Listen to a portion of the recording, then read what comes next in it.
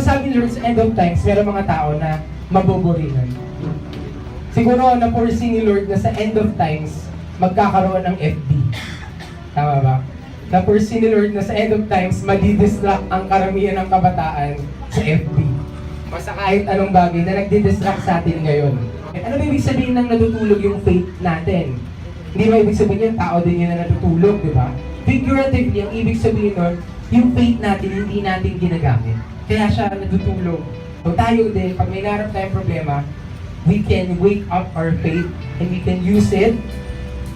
We can tap into it. Sabihin, meron tayong power within us that's waiting to be awakened. But without faith, it is impossible to please. Yung him dyan is God. Again, without faith, kung walang faith, it is impossible to please God.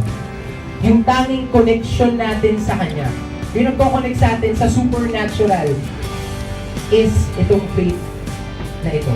So tayo, para matap natin yung power na yun, ang kailangan natin gamitin para matap natin yung power which is God, yung connection natin dito sa sobrang powerful supernatural being na to.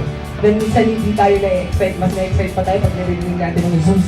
Kesa ma-excite tayo pag narinig natin yung Yahweh.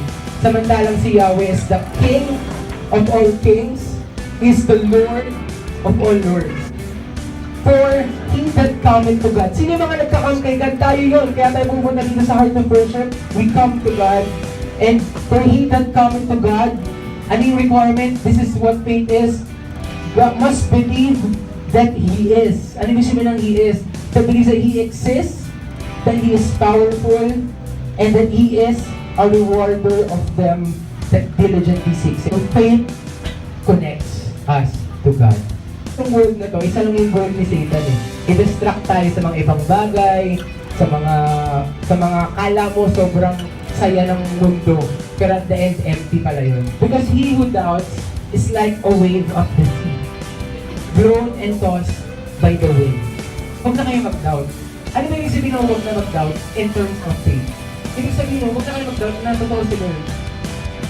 At pag naniniwala kayo na totoo si Lord, paniwalaan nyo na rin na mahal niya kayo, na walang makapagbabago sa pagmamahal niya sa inyo. Minsan tayo, pag sa buhay natin, very negative tayo. Di ba ulit, pag gising natin sa umaga, iba naman yan, pangit na naman ang araw mo, di ba? Bagong araw na naman.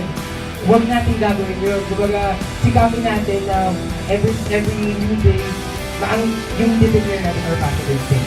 Kaya pag meron kayong challenge sa buhay nyo, may mga bagay na gusto nyo hindi nangyayari, have faith. Hindi siya in one day. Kasi magsabi ko na faith is something powerful, paniwala kay Lord. It's a process. So yung mag-pray natin na wherever we go, kung ano yung sitwasyon na harapin natin, nawa, yung pakita natin yung kagalingan ni Lord sa pamilya